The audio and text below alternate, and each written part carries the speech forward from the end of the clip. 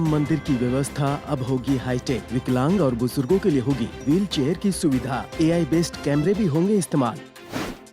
इंदौर के खजराना गणेश मंदिर का होगा सौंदर्यीकरण। महाकाल लोक की तर्ज पर बनेगा कॉरिडोर। व्यवस्था में होंगे कई बदलाव।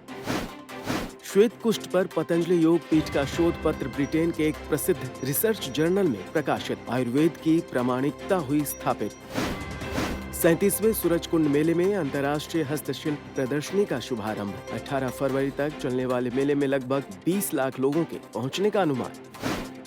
अयोध्या जी में बन रहे नवनिर्मित राम मंदिर में आने वाले भक्तों की सुविधाओं को ध्यान में रखते हुए यहां की व्यवस्थाओं को और बेहतर बनाया जा रहा है। अब मंदिर में आधुनिक तकनीकों का इस्तेमाल करते हुए व्यवस्थाएं हाईटेक की जा रही हैं। मंदिर परिसर में एआई बेस्ड कैमरे लगाकर एक ऐसा ऐप या स्कैनर विकसित किया जा रहा है जिससे श्रद्धालुओं के लिए मंदिर में एंट्री आसान हो सके। इसके अलावा श्री राम जन्मभूमि परिसर के प्रवेश द्वार के अलावा अन्य स्थलों पर भी बुजुर्गों और विकलांगों के लिए व्हील चेयर की व्यवस्था की जा रही है।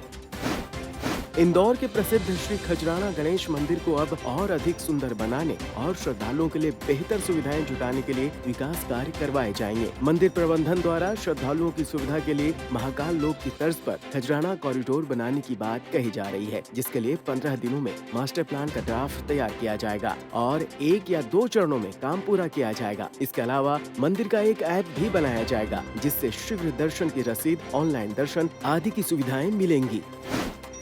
श्वेत कुष्ठ के उपचार में आयुर्वेद की उपयोगिता एक बार फिर सिद्ध हुई है। पतंजलि मेलानोग्रिड दवा से संबंधित शोध पत्र को ब्रिटेन के प्रतिष्ठित रिसर्च जर्नल बायोसाइंस रिपोर्ट्स के कवर पेज पर स्थान मिला है। इस अध्ययन में मेलानोग्रिड की चिकित्सीय क्षमता का आकलन किया गया। आयुर्वेद में त्वचा के सफेद दाग से संबंधित पहली बार इतना गहन अनुसंधान हुआ है और इसका श्रेय पतंजलि अनुसंधान संस्थान के वैज्ञानिकों को जाता है।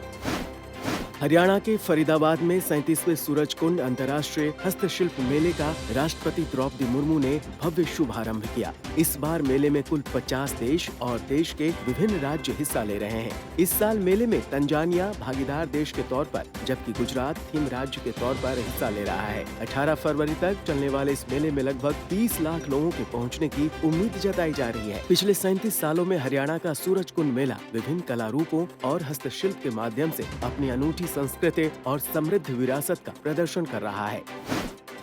बसंत पंचमी के अवसर पर विद्या और बुद्धि के देवी मां सरस्वती की पूजा को लेकर देश भर के अलग अलग हिस्सों में जोर शोर से तैयारियां चल रही हैं। मूर्तिकार मां सरस्वती की प्रतिमा को अंतिम रूप देने में जुट गए हैं। ठंड के बावजूद मूर्तिकार दिन रात कड़ी मेहनत कर प्रतिमा को अंतिम रूप देने में लगे हुए हैं। इसके अलावा जगह जगह भव्य पंडाल भी बनाए जा रहे हैं। बसंत पंचमी का पावन दिन मां सरस्वती को समर्पित है और इस दिन उनकी विशेष पूजा अर्चना की जाती है।